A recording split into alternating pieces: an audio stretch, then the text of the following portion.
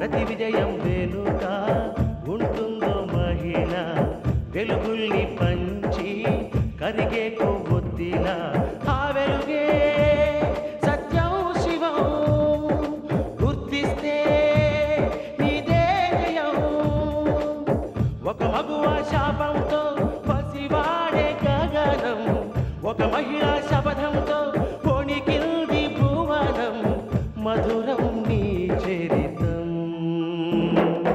ఓ మగువా జయీ భవ ఓ మహిళా విజయీ భవ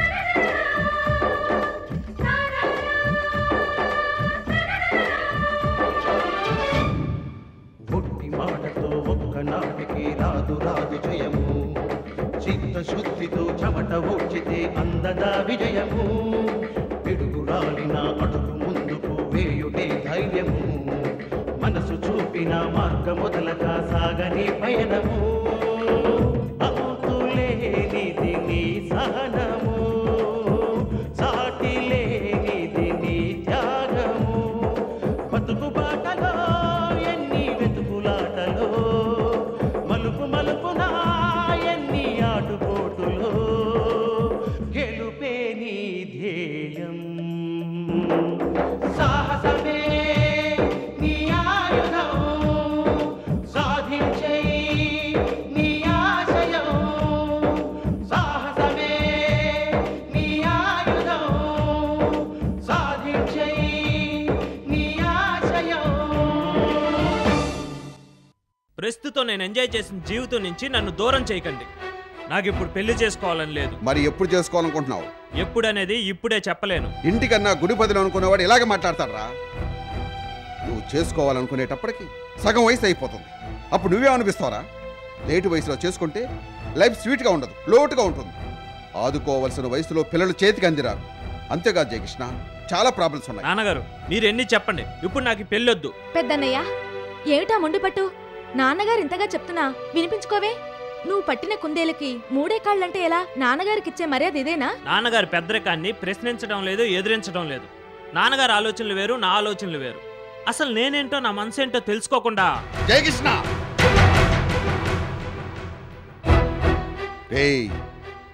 నువ్వేంటో నీ ప్రవర్తన ఏంటో తెలిసి కూడా చూసి చూడనట్టు ఊరుకున్నాను. నేను నీకు ఇచ్చిన చనువుతో నువ్వు దారి తప్పావు. నిన్ను సరిదిద్దాల్సిన బాధ్యత నాకుంది. నువ్వేం చెప్పినా నేను వినదలుచుకోలేదు. నేను కుదిర్చిన సంబంధమే నువ్వు చేసుకోవాలి. రేపే పెళ్లి చూపులు.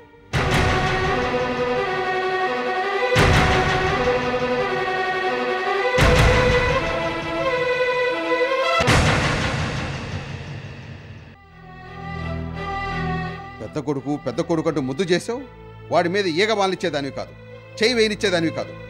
తిట్టకండి కొట్టకండి అంటూ వాడి తప్పుల్ని వెనకేసుకొచ్చేదాన్ని. దాంతో నేనంటే లెక్క లేకుండా తయారాడు. ఇప్పుడు నా మాట వింటలేదు. మొక్కై వంగంది మానై వంగుతుందా? ఇదిగా నిన్నే చెప్పేది నీకే. వింటున్నావా? విన్నట్టు నటిస్తున్నావా? ఓహో, నీ పెద్ద కొడుకుని తిడుతున్నాను, నీకు బాధగా ఉందా? ఏ మాట్లాడవే? ఇదిగా నిన్నే మాట్లాడవే. ఎప్పుడొచ్చారండి?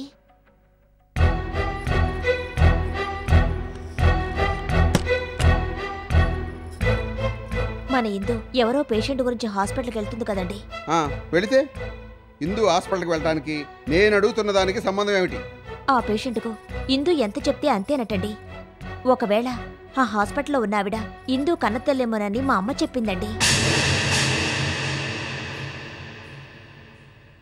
ఆవిడే గనక కన్నతల్లైతే ఆ సంగతి ఇందుకు గాని తెలిస్తే మనల్ని వదిలి ఆ కన్నతల్లి దగ్గరికి వెళ్ళిపోతుందేమోనండి.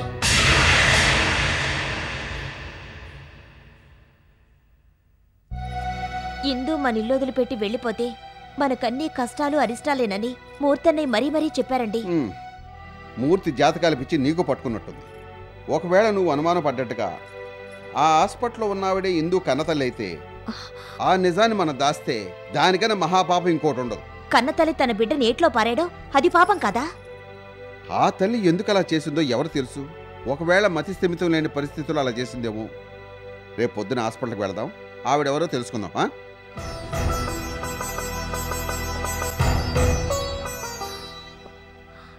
దేవుడా, ఆవిడెందుకు కన్నతల్లి ఉండకూడదు. ఒకవేళ ఆమె కన్నతల్లి అయినా హాస్పిటల్కి వెళ్ళేసరికి ఆవిడ అక్కడ ఉండకూడదు.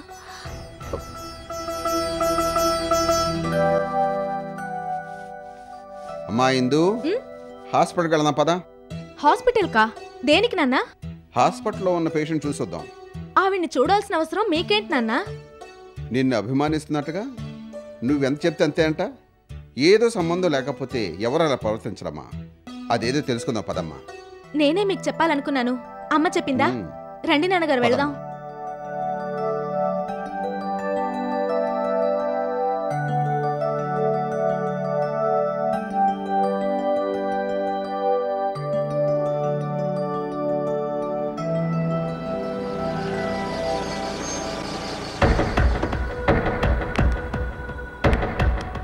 రండి నాన్నగారు. పదమ్మా.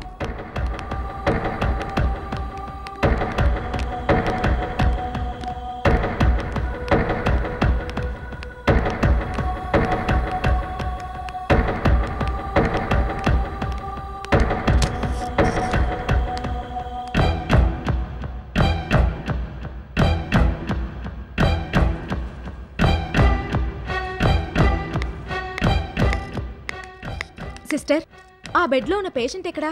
పారిపోయింది. అవునిందు, నిన్న రాత్రి నేను బాగా నిద్రపోతున్నప్పుడు నన్ను లేపి వాళ్ళు తెలుసా వీళ్ళు తెలుసా అని ఏవేవో పేర్లు చెప్పి పిచ్చి పిచ్చిగా వాగింది. నేను నిద్రమత్తులో తిట్టేశాను. తెల్లవారు చూస్తే కనిపించలేదు. ఆవిడెవరో మీకు తెలుసా? తెలిస్తే ఇన్నాళ్ళు ఇక్కడెందుకు ఉంచుతాం? అమ్మా ఇందు, మనం చెయ్యాలనుకున్న మంచి పనికి దేవుడే అడ్డుపడితే ఏం చేయగలం? పదమ్మా వెళదాం. వస్తాను సిస్టర్. అలాగే.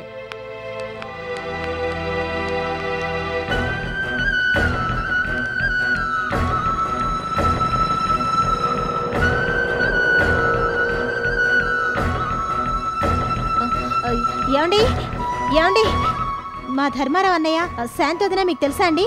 వాళ్ళెవరో నాకు తెలియదమ్మా.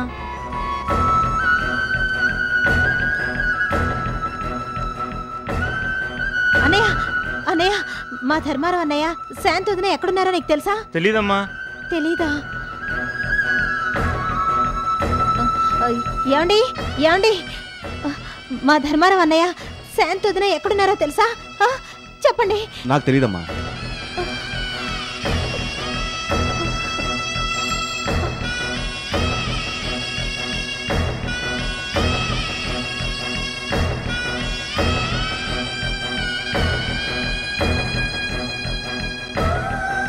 ఏమండి, ఏంటమ్మా?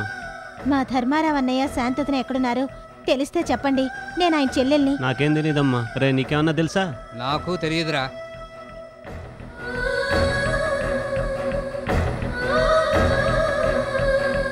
అమ్మా అమ్మా, మా అన్నయ్య ధర్మారావు, మా వదిన శాంతి ఎక్కడున్నారో మీకు తెలుసా? నాకు తెలీదమ్మా.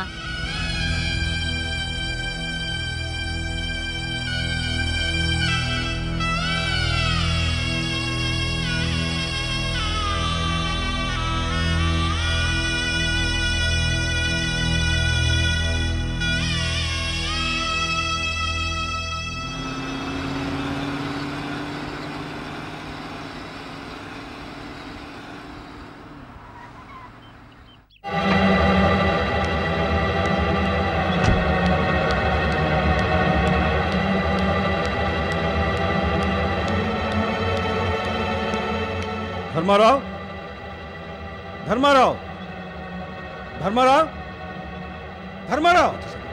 అరేరే వీరాస్వామి గారు, మీరా? ఏమిటంత ఆవేశంగా ఉన్నారు? ధర్మారావు ఎక్కడ? అబ్బా, ఉన్నాడా ఏమిటండి? ఏమిటంత ఆవేశం? ముందు ధర్మారావు అని పిలండి. అబ్బా, పిలుస్తాలేండి. మీ ఆవేశానికి కారణం మాత్రం చెప్పరు. బావా బావా, మా కాబోయే బియ్యంకుడి గారు వచ్చారు. ధర్మారావు, ఏం పెద్ద మనిషి అయ్యా నువ్వు? వీరాస్వామి గారు, ఎందుకు అలా ఆవేశపడుతున్నారు? నువ్వు చేసిన దానికి. ఏమండి, మర్యాదగా మాట్లాడండి. మా బావ మీకేం చేశాడండి? మోసం చేశాడయ్యా. వీరాస్వామి గారు, మీరేదో మనసులో పెట్టుకొని వచ్చినట్టున్నారు. అదే సరిగ్గా చెప్పండి. నీతో సంబంధం కలుపుకోవాలనుకోవడం నాది బుద్ధి తక్కువ. నా చెప్పుతో నేను కొట్టుకోవాలి. దానికి ఇంత దూరం రావాలండి. నువ్వు ఉండవయ్యా. సీతకి మీరు సంబంధాలు చూస్తూ మా ఇంటికి వచ్చినప్పుడే నాకు అనుమానం వచ్చింది. ఇప్పుడు అది నిజమైంది. ఏమిటా నిజం? సీత చెడిపోయింది. ఆగు బావా, నువ్వు ఉండు. వీరస్వామి గారు, మంచి చెడ్డ లేకుండా మాట్లాడకండి. నీ మీద గౌరవ మర్యాదలు ఎప్పుడో పోయాయి. నా మేనకోడలు నా కూతురు లాంటిదని అచ్చేస్తాను ఇచ్చేస్తానని మమ్మల్ని ఊరించి ఉబ్బించి నెల తప్పిన సీతను నా కొడుకు కట్టబెట్టాలని చూస్తున్నారు కదూ. వీరస్వామి, మాటలు తిన్నగా రాని. నా మేనకోళ్ళ గురించి కారు కోతలు కూసావో నరికి పోగులు పెడతాను. మా సీత చెడిపోయింది నీకెవరు చెప్పారు? చెప్పు. శ్రేయభిలాష్ చెప్పాడు. ఏం చెప్పాడు? ఇదిగో చూడండి.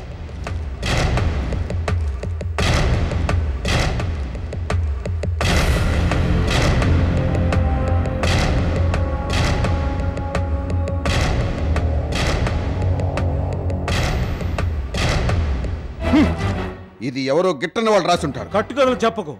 అంత అవసరం నాకు లేదు.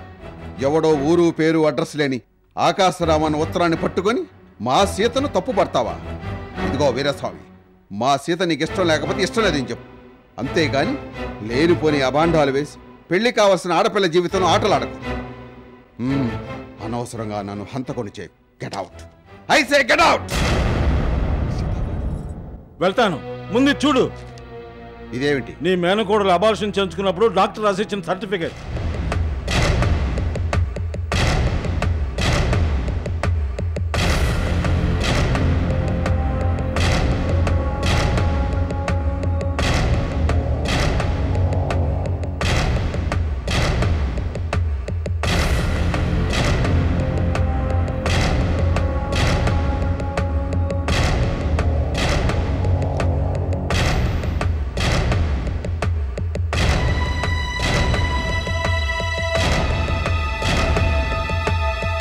సీత, ఇది నిజమా?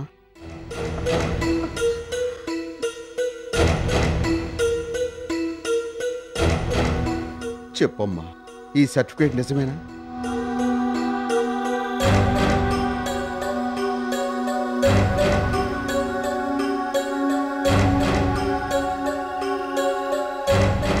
నేను నిన్ను అడుగుతుంటే అటు చూస్తావేమ్మా? చెప్పమ్మా.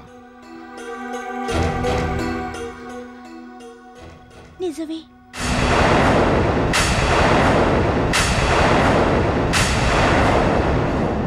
రేయ్, ఇది నీ సంతకమేనా? చెప్పరా, ఇది నీ సంతకమేనా?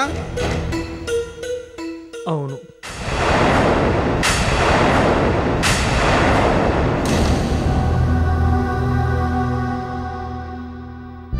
సీత, ఇంత జరిగా కూడా నాకెందుకు చెప్పలేదమ్మా? ఎలా చెప్పమంటారు మావయ్య? బావ నాకు నచ్చకపోయినా బావకు నేను నచ్చాననుకొని మనసిచ్చాను, తనువు ఇచ్చాను. కాని దాన్ని నేను తొందరపాటుగా భావించలేదు. అయితే నా జాతకం ప్రకారం మేనమావ గండం ఉందని తెలుసుకున్న తర్వాత నేనెంతో తప్పు చేశాననిపించింది. నా జీవితం ఏవైనా పర్వాలేదు, నేను ఈ గడప దాటి మిమ్మల్ని గంట నుంచి తప్పించాలన్న ఉద్దేశంతో వీరాస్వామి గారి సంబంధం ఒప్పుకున్నాను.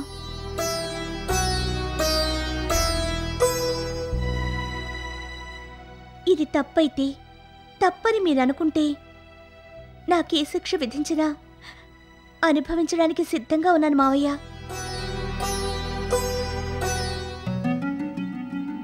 మా సీత, నా కోసం నా చెల్లెలు ఎంతో త్యాగం చేసింది. నా చెల్లెలు కడుపును పుట్టిన నువ్వు కూడా నా గురించి త్యాగం చేస్తున్నావమ్మా. ఈ వారసత్వపు త్యాగాలకు నేను తట్టుకోలేకపోతున్నానమ్మా. నేను కొంతైనా రుణం తెచ్చుకుంటాను. జరిగింది జరిగిపోయింది. అంతా మన మంచిగా అనుకుందాం. ఎవరేం చెప్పినా సరే నువ్వే నా పెద్ద కోడవమ్మా.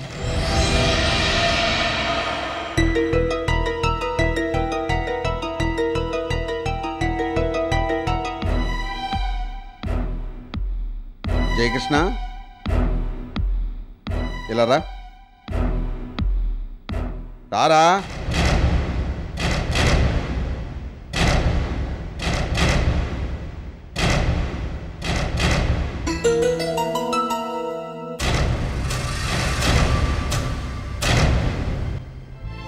ఒరే జయకృష్ణ, నువ్వు చేసిన ఎన్నో తప్పులకు నిన్ను తిట్టాను, కొట్టాను, అసహించుకున్నాను.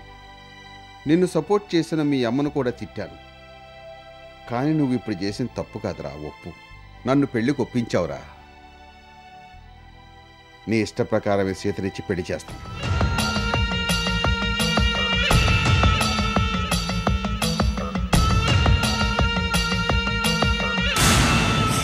శాబాష్ సీత, శాబాష్. ఏమి తెలివి, ఏమి చాకచక్యం, ఏమి సమయస్ఫూర్తి, ఏమి యుక్తి. నేను ఏమో అనుకున్నాను కానీ నా అంచనాలు మించిపోయావురా. అంతేలే, ఈ పగబట్టిన బలరాం కడుపున పగబట్టిన సీతే పుడుతుంది. అమ్మా, నువ్వు రాసి నా చేత పోస్ట్ చేసిన లెటరు ఇంత పవర్ఫుల్ గా పనిచేస్తుందని నేను అనుకోలేదు. నీకు జోహార్. శకుని యుక్తులు, ఇంద్రజిత్తు జిత్తులు, మారీచుడు మాయలు, దుర్యోధనుడు దుర్బుద్ధులు కలబోసిన బ్రెయిన్ రానిది. Stop it. వాళ్ళతో నన్ను పోల్చడం ఏమిటి? పగకు మారు పేరు సీత, కక్షకు మారు పేరు సీత, ప్రతీకారానికి మారు పేరు సీత, ప్రతిజ్ఞకు మారు పేరు సీత. ఒప్పుకుంటున్నానమ్మా, ఒప్పుకుంటున్నాను. అమ్మా, నాకిప్పుడు ఎంత ఆనందంగా ఉందో తెలుసా? ఈ పెద్దింటికి నా కూతురు కాబోయే పెద్ద కోడలు. ఈ లక్ష్మీ నివాసం నా కన్న తల్లికి నివాసం కాబోతోంది. అమ్మా, ఈ ఆనంద సమయంలో మందుతో విను చేసుకోవాలందమ్మా. అమ్మా అమ్మా అమ్మా అమ్మా, నువ్వు అంటేనే ఊహు అంటే వద్దు.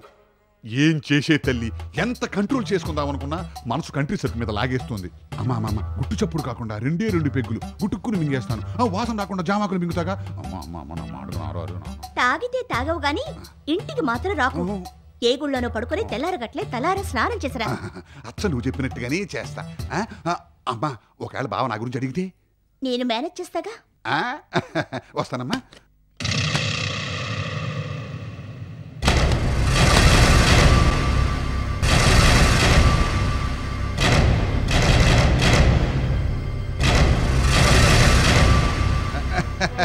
రాలుడురా, మీ ఆవిడ చూడటానికి వచ్చావా? అమ్మాయి, మీ ఆయన వచ్చాడే. ఏంటి పెళ్లి కాకుండానే ఆయన ఆవిడ అంటున్నానేనా? పెళ్లి కాకపోయినా శోభనం అయిపోయిందిగా. అమ్మడు, ఉంటానురా.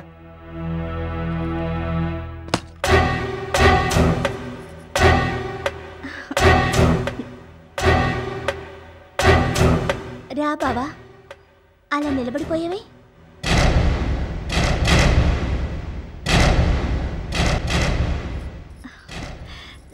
కూర్చో బావా. శ్రేయోభిలాష్ ఎవరు? మన ఇద్దరి మధ్య దాగిన రహస్యం ఆ శ్రేయోభిలాష్కి ఎలా తెలిసింది? డాక్టర్ సర్టిఫికేట్తో వీరాస్వామికి లెటర్ ఎలా వెళ్ళింది? ఆ శ్రేయోభిలాష్ నువ్వేనా? బావా, నన్నే అనుమానిస్తున్నావా? మరి ఆ లెటర్ ఎవరు రాసినట్టు? అదే నాకు అర్థం కావట్లేదు. నువ్వే నాకు అర్థం కావటం లేదు. యాక్టింగ్లు మానేసి నిజం చెప్పు. నీ మీద ఒట్టు బావా. నమ్మను. మరి నిన్నెలా నమ్మించమంటావు? నిజం చెప్తే క్షమిస్తాను, లేదంటే నరికి పోగులెట్టి నామరూపాలు లేకుండా చేస్తాను. ఈ హైటెక్ డ్రామా అంతా ఆడింది నువ్వే కదా? ఇదంతా నీ పని అయి ఉంటుంది. నాకేం తెలీదు బావా, నేనే పాపం ఎరగను. ఒసేయ్, నీ తల్లో పువ్వులు తీసి నా చెవులో పెట్టాలనుకుంటున్నావే? మర్యాదగా చెప్తావా లేదా? లేదంటే నిన్ను. బావా, వదిలి బావా, నన్నేం చేయకు బావా. మా అమ్మ మీద ప్రమాణం చేసి చెప్తున్నాను, నాకేం తెలీదు బావా. నాకు అబార్షన్ చేసిన డాక్టర్ వల్లే ఇదంతా జరిగిందనుకుంటున్నాను. నన్ను లోపలికి తీసుకెళ్లిన ఆ డాక్టర్ నిలదీసింది. బయట చెప్పిందంత అబద్ధం. మీ ఇద్దరికి ఏమిటి సంబంధం? మీరిద్దరూ ఎందుకు తొందరపడ్డారు? ఆ సంగతి చెప్తేనే నేను అబార్షన్ చేస్తాను, లేదంటే చెయ్యను అంటూ నన్ను నిలదీసింది. అబార్షన్ చేయదేమో అన్న భయంతో నేను నిజం చెప్పాల్సి వచ్చింది. అంతేగాని నాకు ఆ లెటర్కు ఎలాంటి సంబంధం లేదు. బావా, నేను చెప్పింది నిజం. నాకు దేవుళ్ళంటి మీ నాన్న మీద ఒట్టు. అది కూడా నువ్వు నమ్మకపోతే ఇదిగో ఈ కత్తితో పొడిచి నన్ను చంపే బావా, చంపే. పెళ్లికి ముందే నన్ను నాశనం చేసావు. పెళ్లి కాకుండానే నీ చేతులతోనే చంపే బావా. నన్ను చంపు.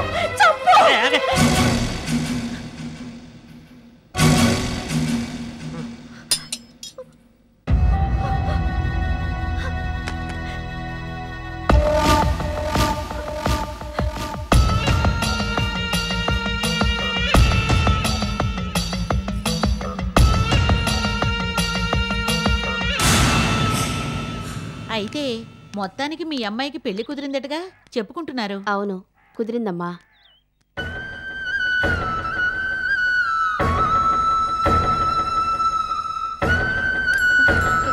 ఏమండి ఏంటమ్మా? మా అన్నయ్య ధర్మారావు వీళ్ళు ఎక్కడుందో మీకు తెలుసా? మొత్తానికి అనితకు మంచి సంబంధమే కుదిరిందన్నమాట. నేను ఆయన చెల్లె లక్ష్మినండి. ఆయన ఎక్కడున్నారో మీకు తెలిస్తే కాస్త చెప్పండి. ధర్మారావు ఎవరో నాకు తెలియదమ్మా. అమ్మా అమ్మా ఒక్క నిమిషం. మా ధర్మారావు అన్న ఎక్కడున్నాడో మీకు తెలుసా? ఆ ధర్మారావు ఎవరో ఏంటో నాకు తెలీదు. ఏమండి ఏమండి? దూరపు సంబంధమా దగ్గర సంబంధమా? దగ్గర సంబంధం లాంటిదే. సంబంధం మంచిదే ప్రమీల. మాకు తాహతు లేకపోయినా వాళ్ల తాహతుకు తగ్గట్టుగా కట్న కానుకలు, లాంఛనాలు, పెట్టుపోతలు జరిపించాలిగా.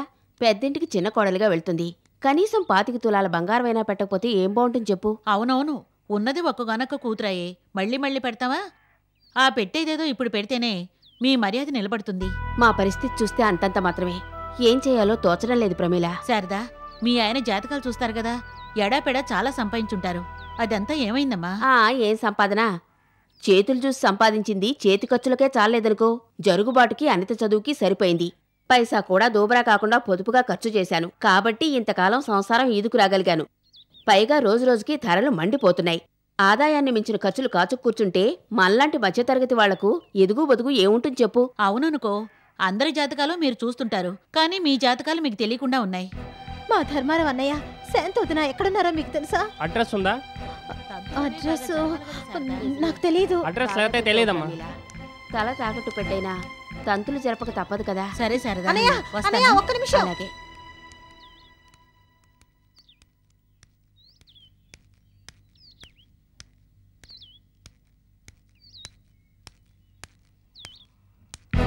అమ్మా అమ్మా మా ధర్మారావు అన్నయ్య శాంతి వదిన ఎక్కడున్నారో మీకు తెలుసా?